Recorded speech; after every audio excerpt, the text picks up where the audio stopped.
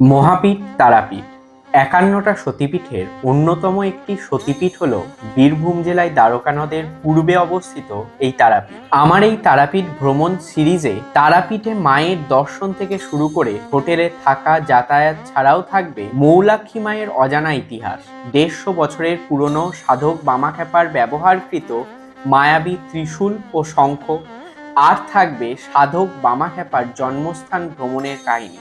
আশা করি এই সিরিজে আপনাদের সামনে একটা ভালো ও ইতিহাসে মোড়া অন্য তারাপীঠকে তুলে ধরতে পারবো।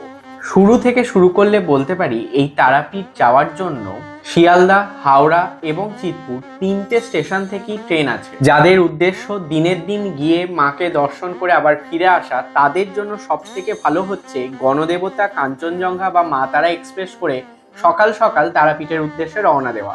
এরপর ৩.৫ থেকে ৪ ঘন্টার জার্নি করে নামতে হবে রামপুরহাট স্টেশনে। সেখান থেকে ৪০ বা ৫০ টাকার বিনিময়ে মাত্র ২০ থেকে ২৫ মিনিটের মধ্যেই পৌঁছে যাওয়া যাবে তারাপীঠে। যেহেতু আমাদের নাইট স্টের প্ল্যান ছিল, তাই আমি পৌঁছে গিয়েছিলাম তেভাগা এক্সপ্রেস করে। এর পরবর্তী ভিডিওতে তারাপীঠে ভালো হোটেল এবং মন্দিরের নিয়মাবলী নিয়ে আলোচনা করব।